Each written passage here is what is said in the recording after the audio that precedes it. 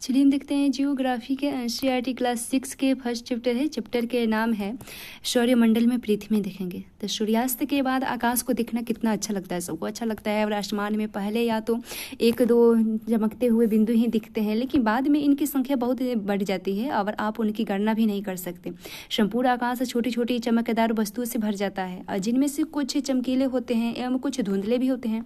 ऐसा प्रतीत होता है कि मानो आकाश में हीरे जड़े हुए हैं और इनमें से कुछ टिमटिमाते प्रतीत होते हैं, लेकिन अगर आप उनको ध्यान से देखेंगे तो आप पाएंगे कि इनमें से कुछ के टिमटिमाहट अन्य से अलग है। ये बिना किसी टिमटिमाहट के चंद्रमा के समान ही चमकते हैं और इन चमकीली वस्तुओं के साथ आप लगभग प्रतिदिन चंद्रमा को भी देखते हैं और यह अलग अलग समय पर अलग आकार तथा अलग अलग स्थितियों में भी दिखाई देता है।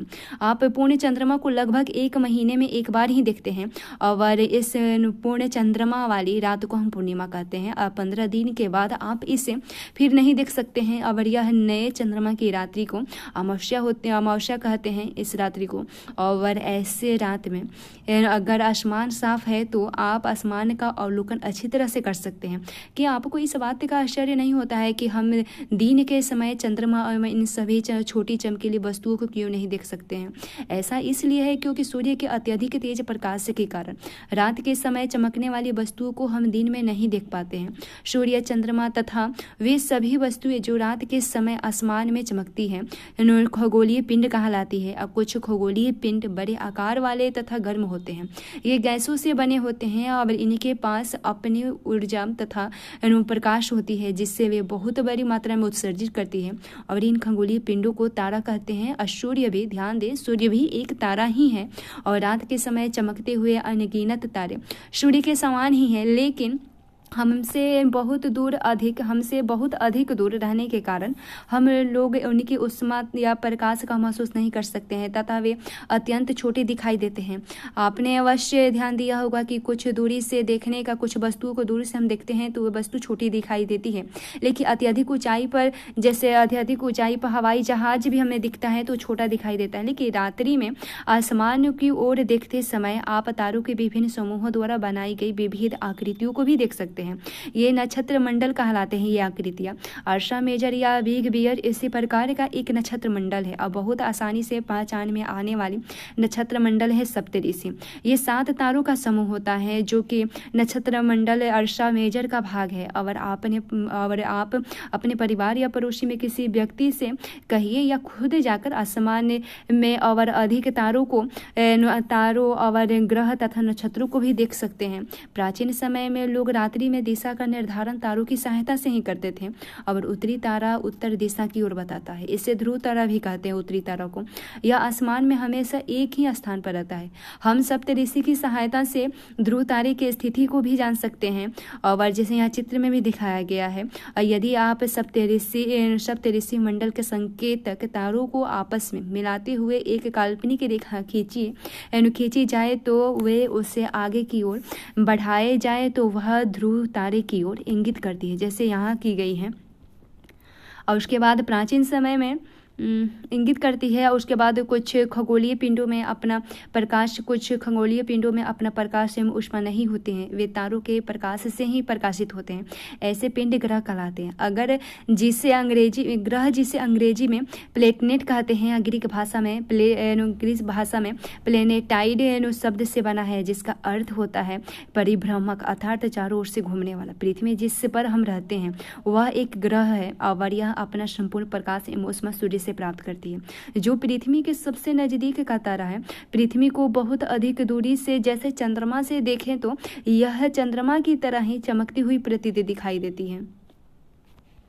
ये जैसे कहते हैं कि कुछ रोचक तथ्य इनकी बृहस्पति, शनि तथा यूरेनस के चारों ओर छल्ले हैं और ये छल्ले विभिन्न पदार्थों के असंख्य छोटे छोटे पिंडों से बनी पटिया है और पृथ्वी से इन छल्लों की शक्तिशाली दूरबीन की सहायता से देखा जा सकता है।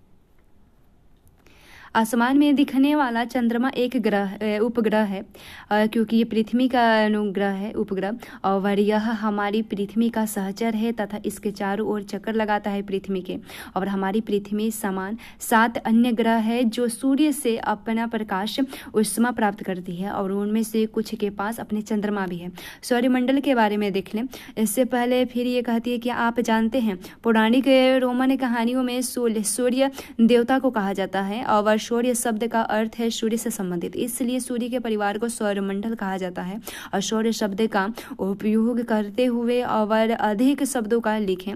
फिर ये कहते हैं शब्दों की उत्पत्ति के बारे में थोड़ा देख लेते हैं। ऐसे बहुत से शब्द जिनका उपयोग हम एक भाषा में करते हैं, अक्सर वे दूसरी भाषा के लिए लिए गए शब्द हो सकते हैं। उदाहरण के लिए जियोग्राफी एक अंग्रेजी शब्द है और यह ग्रीक भाषा से लिया गया है, और जिसका अर्थ है पृथ्वी का विवरण। यह 2 ग्रीक शब्दों से मिलकर बना है, जिनमें जियो शब्द का अर्थ है पृथ्वी का, ग्राफिक और ग्राफिया का अर्थ है कि लिखना।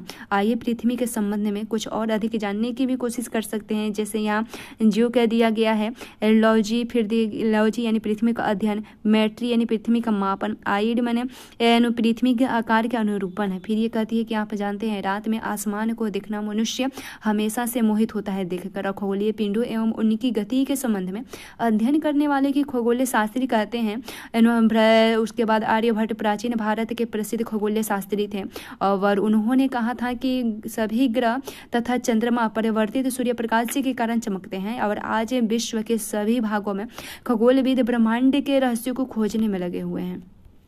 चलिए देखते हैं सौरमंडल में। तो सौरमंडल में सूर्य, 8 ग्रह, उपग्रह तथा कुछ अन्य खगोलीय पिंड हैं, और जैसे क्षुद्र ग्रह एवं उल्का पिंड मिलकर सौरमंडल का निर्माण करते हैं, और उससे हम सौरमंडल परिवार का नाम कहते हैं, और जिसका मुख्य सूर्य होता है। सूर्य के बारे में देखें तो सूर्य सौरमंडल के केंद्र में स्थित है। यह बहुत बड़ा है और एवं अत्यधिक गर्म गैसों से बना हुआ है। इसका खिंचाव बल इससे सौरमंडल को बांधे रखता है। सूर्य सौरमंडल के लिए प्रकाश एवं ऊष्मा का एकमात्र स्रोत है, लेकिन हम इसके अत्यधिक तेज ऊष्मा को महसूस नहीं कर सकते, क्योंकि सबसे नजदीक का तारा होने के बावजूद सबसे नजदीक होने के बावजूद यह हमसे बहुत दूर है, और सूर्य पृथ्वी से लगभग 15 करोड़ किलोमीटर दूर है। ग्रह के बारे में देखें। हमारे सौरमंडल में 8 ग्रह है। सूर्य से दूरी के अनुसार वे हैं, पहले है बुध, दूसरा शुक्र है, तीसरा पृथ्वी, चौथा मंगल, 5वां बृहस्पति, छठा है शनि, और 7वां है यूरेनस, और 8वां है नेपच्यून है। और सौरमंडल के सभी 8 ग्रह एक निश्चित पथ पर सूर्य का चक्कर लगाते हैं। ये रास्ते दीर्घावृत्तिकार में फैली हुई है, और ये कक्षा कहलाती है। बुध सूर्य के सबसे नजदीक है, और अपनी कक्षा में सूर्य के चारों ओर एक चक्कर लगाने में इससे केवल 88 दिन लगते हैं। और शुक्र को पृथ्वी का जुड़वा ग्रह कहा जाता है, क्योंकि इसका आकार एवं आकृति लगभग पृथ्वी के समान ही है। और अभी तक प्लूटो भी एक ग्रह माना जाता था, परंतु अंतर्राष्ट्रीय खगोलीय संगठन ने अपनी बैठक 2006 में यह निर्णय लिया कि कुछ समय पहले खोजे गए अन्य खगोलीय पिंड तथा प्लूटो बौन ग्रह कहे जाने लगा।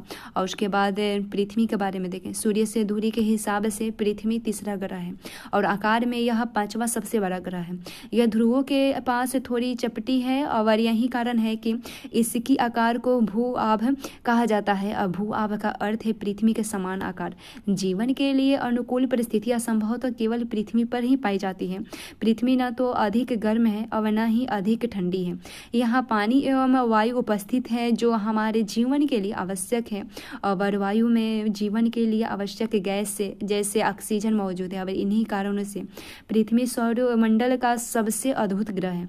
अंतरिक्ष में देखने पर पृथ्वी नीले रंग की दिखाई पड़ती है, क्योंकि इसकी 2/3 सतह पानी से ढकी हुई है, और इसलिए इसे नीला ग्रह भी कहा जाता है। चंद्रमा देखें तो हमारी पृथ्वी के पास से केवल एक उपग्रह है चंद्रमा, और इसका व्यास पृथ्वी के व्यास का केवल 1/4 है। और यह इसका बड़ा इसलिए प्रतीत होता है क्योंकि यह हमारे ग्रह से अन्य खगोलीय पिंडों की अपेक्षा नजदीक है, और यह हमसे लगभग 3,84,064 किलोमीटर दूरी पर है। और अब यह पृथ्वी से सूर्य एवं चंद्रमा की दूरियों की तुलना कर सकते हैं। और चंद्रमा पृथ्वी का एक चक्कर लगभग 27 दिनों में ही पूरा करता है। लगभग इतने ही समय में यह अपने अक्ष पर एक चक्कर भी पूरा करता है। और इससे परिणाम स्वरूप पृथ्वी से हमें चंद्रमा का केवल एक ही भाग दिखाई देता है। चंद्रमा की परिस्थितियां जीवन के लिए अनुकूल नहीं है और इसकी सतह पर पर्वत, मैदान एवं गड्ढे हैं जो चंद्रमा को सतह पर छाया में बनाते हैं। और पूर्णिमा के दिन चंद्रमा पर इनकी छाया को देखा जा सकता है। जैसे फिर ये कहते हैं कि आप जानते हैं प्रकाश की गति लगभग 3 लाख किलोमीटर प्रति घंटा सेकेंड है। और इस गति के बावजूद सूर्य के प्रकाश की पृथ्वी तक पहुंचने में लगभग 8 मिनट का समय ही लगता है। फिर ये एक कहते हैं कि रोचक तथ्य में नील आर्मस्ट्रांग पहले व्यक्ति थे जिन्होंने 20 जुलाई 1969 को सबसे पहले चंद्रमा की सतह पर कदम रखा। मालूम हो करो कि क्या कोई भारतीय चंद्रमा पर गया है। उसके बाद उपग्रह क्या है, तो एक खगोलीय पिंड होता है जो ग्रहों के चारों ओर उसी प्रकार चक्कर लगाता है जिस प्रकार ग्रह सूर्य के चारों ओर चक्कर लगाते हैं। मानव निर्मित उपग्रह क्या है, तो एक कृत्रिम पिंड है और यह वैज्ञानिकों के द्वारा बनाया गया है जिसका उपयोग ब्रह्मांड के बारे में जानकारी प्राप्त करने एवं पृथ्वी पर संचार माध्यम के लिए किया जाता है। और इसे रॉकेट के द्वारा अंतरिक्ष में भेजा जाता है और पृथ्वी की अनुकक्षा में स्थापित कर दिया जाता है। और अंतरिक्ष में उपस्थित कुछ भारतीय उपग्रह इनसेट है, IRS है और एट्रोसेट इत्यादि भी है। फिर हम देखें क्षुद्र ग्रह के बारे में। क्षुद्र ग्रह के बारे में देखें तो तारों, ग्रहों एवं उपग्रहों के अतिरिक्त असंख्य छोटे पिंड भी सूर्य के चारों ओर चक्कर लगाते हैं। इन पिंडों को क्षुद्र ग्रह कहते हैं। ये मंगल एवं बृहस्पति की कक्षाओं के बीच पाए जाते हैं। और जैसे यहाँ चित्र 1.2 में दिखाया गया है, यहाँ पे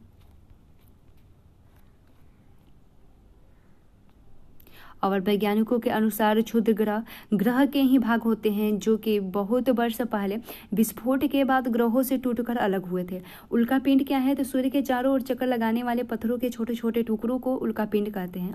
कभी कभी ये उल्का पिंड पृथ्वी के इतने नजदीक आ जाते हैं कि इसकी प्रवृत्ति पृथ्वी पर गिरने की होती है और इस प्रक्रिया के दौरान वायु के साथ घर्षण होने के कारण ये गर्म होकर जल जाते हैं, फलस्वरूप चमकदार प्रकाश उत्पन्न करते हैं। कभी कभी कोई उल्का पिंड पूरी तरह जले बिना पृथ्वी पर गिर जाते हैं जिससे धरातल पर गड्ढे बन जाते हैं। क्या आपने तारे वाले खुले आकाश में एक ओर से दूसरी ओर तक फैली चौड़ी सफेद पट्टी की तरह एक चमकदार रास्ते को देखा है?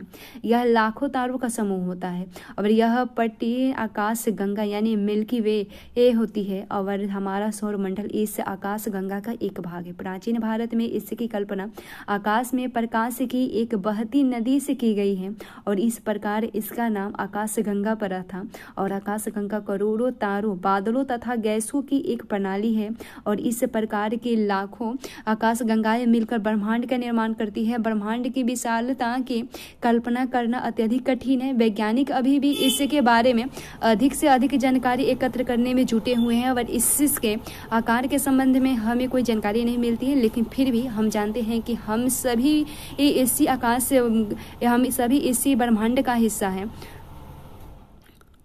और क्या आप ब्रह्मांड के साथ अपना संबंध बता सकते हैं? आप पृथ्वी पर रहते हैं तथा पृथ्वी सौरमंडल का एक भाग है और हमारा सौरमंडल आकाश गंगा यानी मिल्की वे का एक भाग है जो ब्रह्मांड का हिस्सा है। ब्रह्मांड से जुड़े इस तथ्य का विचार कीजिए कि इसमें लाखों आकाश गंगाएं मौजूद है और इस चित्र में आपका स्थान कहाँ है।